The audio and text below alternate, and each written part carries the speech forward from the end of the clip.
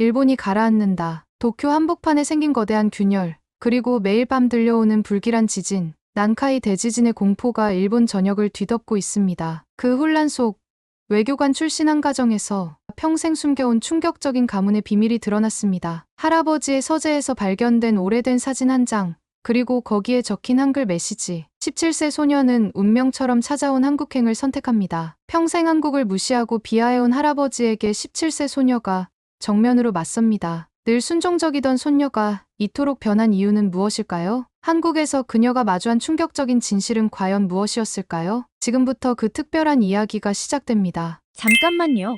1초면 가능한 좋아요 버튼을 눌러주시면 영상 제작에 큰 힘이 됩니다. 저는 도쿄의 외교관 가문에서 자란 야마모토 사쿠라라고 합니다. 17살, 평범한 여고생이지만 제 인생이 송두리째 흔들린 건 올해 초난카이 대지진 예언이 나오면서부터였습니다. 처음엔 별로 신경 쓰지 않았죠. 하지만 도쿄 시부야에 거대한 싱크홀이 생기고 오사카의 해안가 아파트들이 기울어지기 시작하면서 상황이 달라졌어요. 매일 밤 미세한 지진이 이어졌고 사람들은 공포에 떨기 시작했습니다. 할아버지는 외교관 시절의 위험을 잃지 않고 묵묵히 뉴스를 보곤 하셨죠. 하지만 저는 할아버지의 서재에서 우연히 발견한 한 장의 사진 때문에 잠을 이루지 못했습니다. 어머니로 보이는 젊은 여성이 한복을 입고 있었거든요. 뒷면에는 한글로 뭔가가 적혀 있었지만 읽을 수는 없었답니다. 그러던 어느 날 학교에서 충격적인 소식을 들었어요. 이번 수학여행지가 유럽이나 한국 중 하나로 결정된다는 거였습니다. 대부분의 친구들은 당연히 유럽을 선택하겠다고 했죠. 난카이 대지진의 공포가 퍼지면서 많은 일본인들이 한국으로 피난을 가고 있다는 뉴스가 연일 보도되는 상황에서 굳이 한국을 선택할 이유가 없다고들 했어요. 하지만 저는 이상하게도 한국에 가고 싶었습니다. 서재에서 본 그 사진이 자꾸 떠올랐거든요. 용기를 내어 할아버지께 여쭤봤죠. 할아버지, 혹시 어머니가... 그런데 할아버지의 반응은 예상과 달랐습니다. 평소 온화하시던 할아버지의 얼굴이 순식간에 일그러졌어요. 사쿠라, 그건 내가 알 필요 없는 일이야. 한국은 일본 없이는 살아갈 수 없는 나라야. 내가 알고 있는 한국은 전부 거짓이란다. 할아버지의 강경한 태도에 놀랐지만 오히려 더 궁금증이 커졌습니다. 어머니의 사진, 한글로 적힌 메시지, 그리고 할아버지의 이상한 반응. 모든 게 수수께끼였죠. 그러던 중 우연히 할아버지의 옛 일기장을 발견했어요. 거기엔 충격적인 내용이 적혀 있었습니다. 할아버지께서 주한 일본 외교관으로 있을 때의 이야기였죠. 할아버지는 한국의 급속한 경제 성장을 무시하고 한국을 얕잡아보는 보고서를 썼다가 좌천되었다고 해요. 그때부터 할아버지는 한국을 증오하기 시작했나 봅니다. 수학여행 신청 마감일이 다가왔어요. 저는 고민 끝에 한국행을 선택했습니다. 할아버지는 격노하셨죠. 사쿠라, 넌 우리 가문의 수치야. 하지만 이상하게도 어머니는 그날 밤 제 방을 조용히 찾아오셨어요. 오랜만에 마주한 어머니의 눈빛에는 깊은 슬픔이 맺혀 있었습니다. 사쿠라, 한국에서 내가 꼭 알아야 할 진실이 있단다. 하지만 지금은 말해줄 수 없어. 어머니의 떨리는 목소리에 저는 더 큰 호기심이 생겼죠. 수학여행 신청서를 제출한 그날 저녁, 우리 집의 분위기는 폭풍전야처럼 무거웠습니다. 할아버지는 평소와 달리 식사도 거르시고 서재에만 계셨죠. 어머니는 무언가 말씀하시려다가 입술만 깨무시곤 했어요. 저녁 9시, 할아버지가 갑자기 제 방으로 오셨습니다. 평소의 온화한 모습은 온데간데 없이 굳어진 표정으로 저를 노려보셨죠. 사쿠라, 당장 수학여행 신청을 취소해라. 한국은 절대 안 된다. 할아버지의 목소리에는 분노와 함께 어딘가 불안한 기색이 섞여 있었어요. 저는 처음으로 할아버지의 말씀에 반기를 들었습니다. 왜 안 되는데요? 할아버지, 한국이 어떤 나라인지 직접 보고 싶어요. 제 목소리가 떨리고 있었지만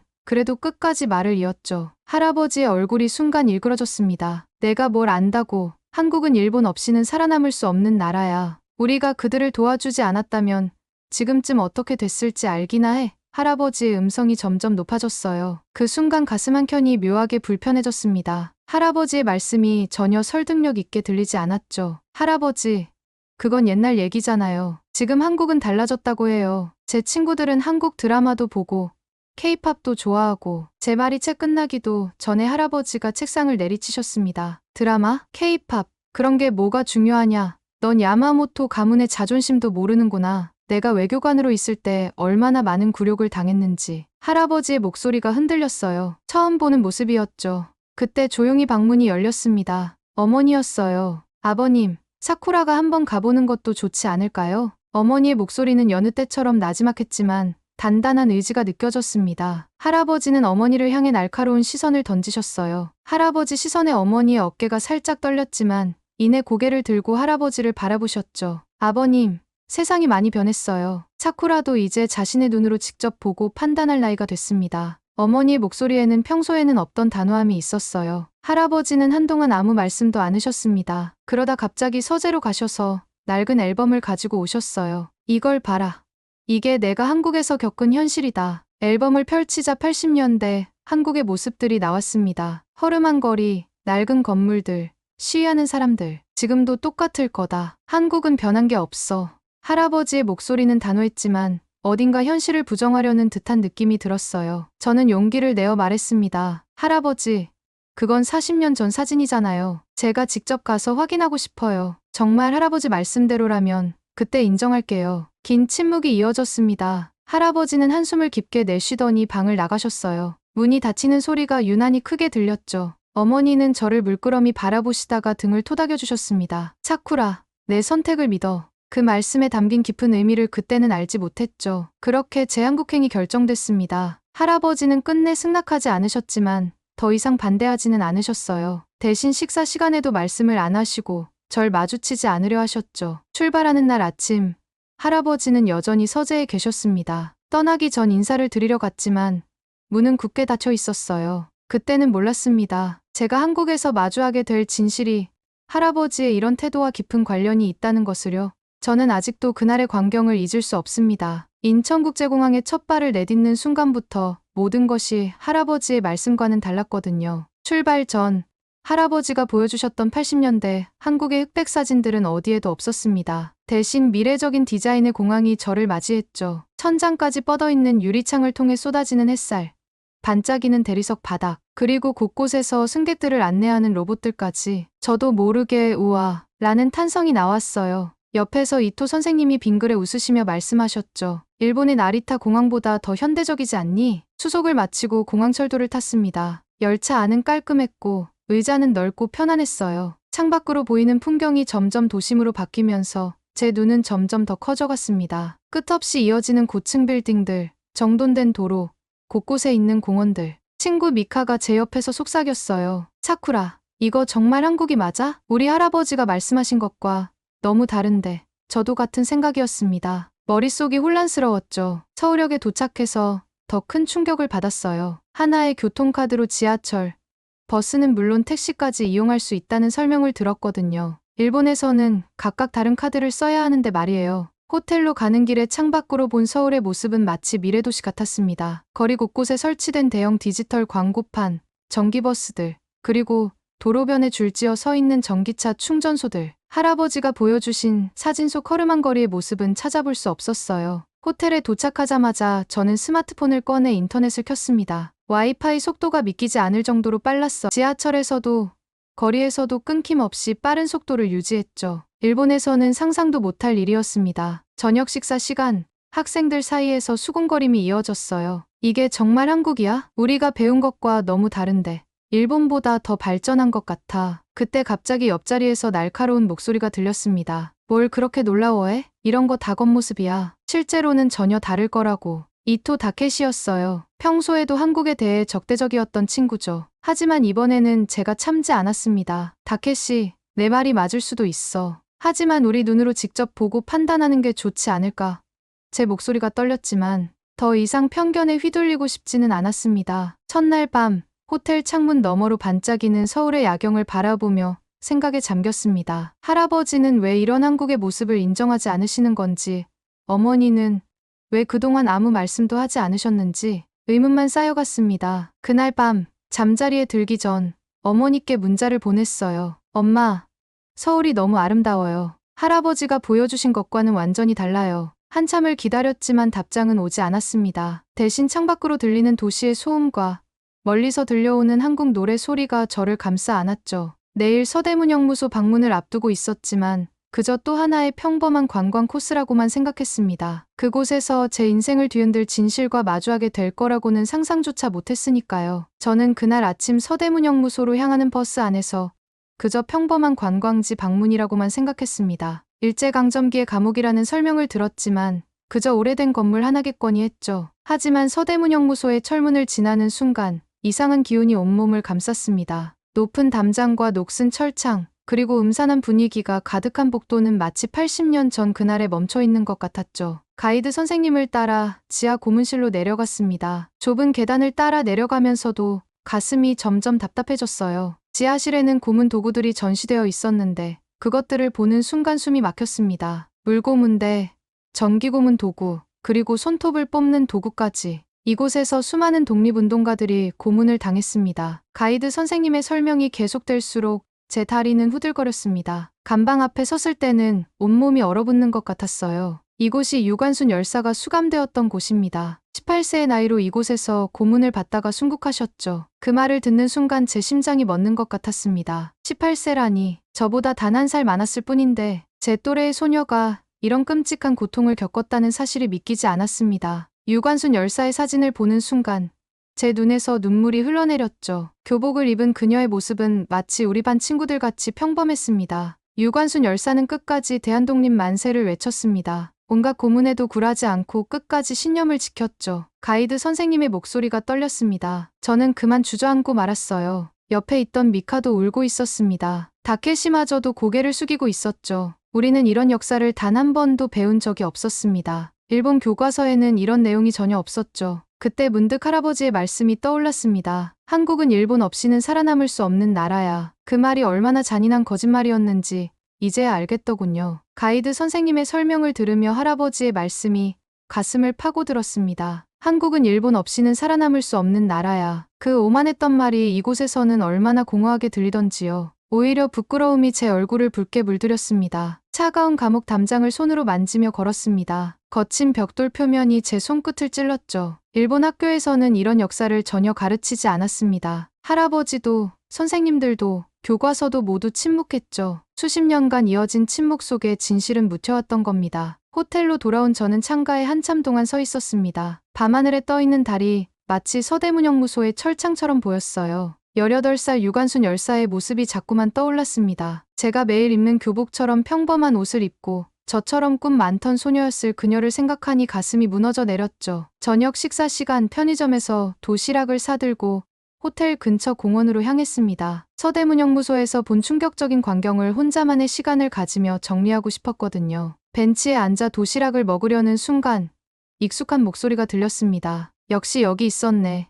야마모토. 고개를 돌리자 다케시가 서 있었어요. 평소의 장난스러운 표정이 아닌 묘하게 날이 선 눈빛이었습니다. 오늘 그 역사관 이야기 말인데 너무 과장된 거 아니야? 우리도 그때는 나름의 이유가 있었을 텐데. 다케시의 목소리에는 낯선 냉소가 묻어 있었죠. 내 할아버지는 그때 식민지 교육이 조선을 위한 거였다고 하셨어. 순간 속에서 뜨거운 것이 올라왔습니다. 유관순 열사와 같은 나이였던 소녀들의 얼굴이 떠올랐거든요. 다케시, 그런 고문은, 그 많은 고문 도구들은 어떻게 설명할 건데? 다케시는 코웃음을 쳤습니다. 그건 독립운동을 진압하는 과정에서 어쩔 수 없었던 거야. 너도 알잖아. 질서를 유지하려면 때로는 강압적인 수단이 필요한 법이야. 저는 주먹을 꽉 쥐었습니다. 손톱이 손바닥을 파고들었지만 그 통증조차 느끼지 못했어요. 너 정말 그렇게 생각해? 우리랑 같은 나이의 소녀들이 고문당하고 죽어간 게 어쩔 수 없는 일이었다고? 야마모토, 넌 너무 순진해. 다케시가 한 걸음 다가왔습니다. 지금 한국이 잘 사는 것처럼 보이지만 이건 다 우리 일본 덕분이야. 식민지 시절 우리가 산업화의 기반을 다져놓지 않았다면. 말이 끝나기도 전에 제 손에 든 도시락이 바닥에 떨어졌습니다. 그만해. 너도 오늘 똑같이 보지 않았어? 그 좁은 감옥에서 고문을 받으면서도 끝까지 신념을 지켰던 사람들을. 너가 뭘 안다고 이렇게 함부로 말할 수 있는 거야. 제 목소리에 놀란 듯 다케시가 잠시 말을 멈췄습니다. 하지만 이내 비웃듯 말했죠. 너희 할아버지도 한국을 얕보는 분이라면서 갑자기 이런 태도는 뭐야? 맞아, 할아버지도 그런 생각이셨어. 하지만 이제 나는 알아. 그게 얼마나 잘못된 생각이었는지. 제 목소리가 떨렸습니다. 다케시, 우리가 배우지 못한 진실이 너무 많아. 그리고 그 진실을 이제야 마주하고 있는 거야. 다케시는 잠시 말없이 저를 바라보더니 고개를 절레절레 저었습니다. 야마모토, 넌 결국 한국인들한테 세뇌당한 거야. 내일 남산타워 관광 때 보자고. 그러고는 획 돌아서서 걸어갔죠. 그날 밤 창밖으로 보이는 서울의 야경이 평소와는 다르게 보였습니다. 반짝이는 불빛 하나하나가 마치 과거의 아픔을 이겨낸 증거처럼 느껴졌어요. 다케시의 말이 계속 머릿속을 맴돌았지만 제 마음은 이미 단단히 정해져 있었습니다. 아무도 부정할 수 없는 그 진실 앞에서 제 신념은 더욱 강해졌으니까요. 침대에 누워 오늘 하루를 돌아보며 생각했습니다. 아침에 만난 다케시는 제가 아는 평범한 친구였는데 어쩌다 이렇게 달라졌을까? 어쩌면 저도 이곳에 오기 전에는 비슷한 생각을 갖고 있었는지도 모르겠네요. 하지만 이제는 달라졌습니다. 서대문형무소에서 본 것들은 결코 지워지지 않을 것 같았어요. 다음 날 아침, 저는 일찍 일어나 창밖을 바라봤습니다. 오늘은 수학여행 마지막 날, 자유시간이 주어졌죠. 친구들은 모두 짝을 지어 다니자고 했지만 저는 혼자만의 시간이 필요했습니다. 지하철역에서 내려 명동거리로 들어섰을 때부터 활기찬 분위기에 압도됐습니다. 길거리 음식 냄새, 쇼핑하는 사람들의 웃음소리, 그리고 거리 곳곳에서 들려오는 케이팝 음악. 이 모든 것이 새롭게 다가왔죠. 평소 좋아하던 케이팝 그룹의 새 앨범을 사고 싶었지만 곧 당황스러워졌습니다. 복잡한 거리와 수많은 간판들 사이에서 길을 잃어버렸거든요. 일본어 안내판도 많았지만 이 복잡한 거리에서는 방향을 찾기가 쉽지 않았습니다. 발걸음을 멈추고 주변을 두리번거리는데 교복을 입은 여고생이 다가왔습니다. 혹시 길을 잃으셨나요? 친절한 목소리에 고개를 들어보니 저와 비슷한 또래의 학생이었어요. 서툰 한국어로 지하철역을 찾는다고 말씀드렸더니 그 학생은 흔쾌히 길을 알려주겠다고 했습니다. 단순히 손으로 가리키며 설명하는 게 아니라 바쁜 와중에도 직접 대로변까지 안내해 주시더군요. 그런데 더 놀라운 일이 벌어졌습니다. 제가 일본에서 왔다는 걸 알고는 오히려 더 친절하게 대해주는 거예요. 일본에서 오셨다면 케이팝도 좋아하시겠네요. 근처에 외국인들이 자주 가는 큰 음반 매장이 있어요. 거기 가면 원하시는 앨범 다 있을 거예요. 그 말을 듣고 잠시 할아버지 생각이 났습니다. 한국인들은 일본인을 싫어해. 일본의 적대적인 나라야. 그런 말씀들이 얼마나 잘못됐는지 다시 한번 깨달았죠. 음반 매장으로 가는 길에 또 다른 한국 학생들을 만났습니다. 제가 두리번거리는 것을 보고 먼저 다가와 도움을 준 거예요. 심지어 자신들이 자주 가는 카페와 맛집도 추천해 주었죠. 특히 인상 깊었던 건 제가 서툰 한국어로 말할 때마다 끝까지 귀 기울여 들어주는 모습이었습니다. 틀린 발음이나 어색한 표현에도 비웃지 않고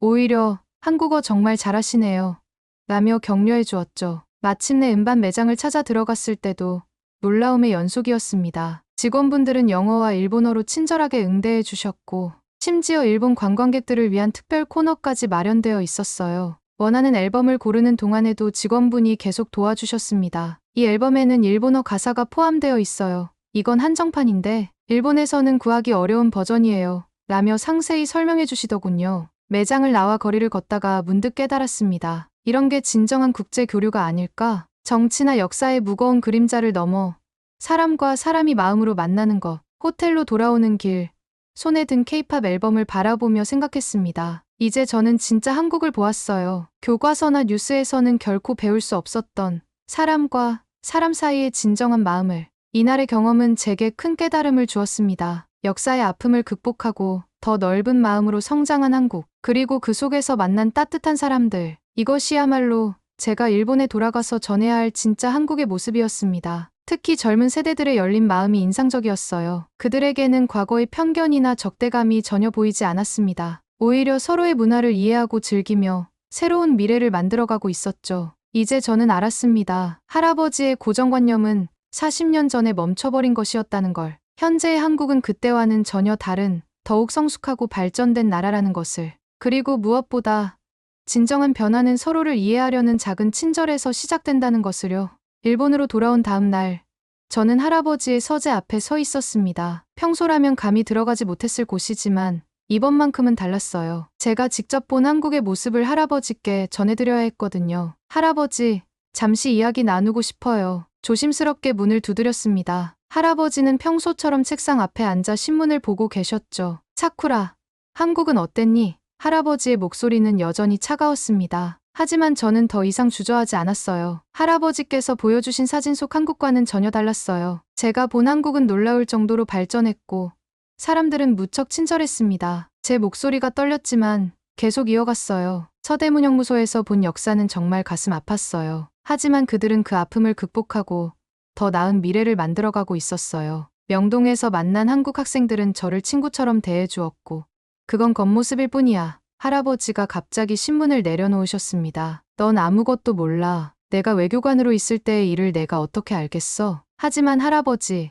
그건 40년 전 이야기잖아요. 지금 한국은 정말 달라졌어요. 할아버지는 고개를 저으셨습니다. 어리석은 소리 말아라. 한국은 절대 변하지 않아. 앞으로도 그럴 거고. 저는 깊은 한숨을 내쉬었습니다. 할아버지의 완고한 태도는 여전했지만 이상하게도 예전처럼 화를 내시지는 않으셨어요. 그저 피곤한 듯 창밖만 바라보실 뿐이었죠. 서재를 나오면서 마음속에 새로운 꿈이 생겼습니다. 외교관이 되어야겠다고요. 할아버지처럼 편견에 사로잡히지 않고 진실된 모습을 볼 줄 아는 외교관으로 성장하고 싶었습니다. 할아버지의 고집 센 태도는 쉽게 바뀌지 않을 거예요. 하지만 괜찮습니다. 시간이 걸리더라도 제가 본 진실을 차근차근 전해드릴 수 있으니까요. 이번 여행에서 저는 교과서에도 뉴스에도 나오지 않는 진짜 한국을 보았습니다. 서대문형무소의 아픈 역사를 딛고 일어선 나라, 최첨단 기술과 전통이 공존하는 도시, 그리고 과거의 상처를 뛰어넘어 미래를 바라보는 사람들. 이것이 제가 본 진짜 한국의 모습이었어요. 창밖으로 보이는 달빛이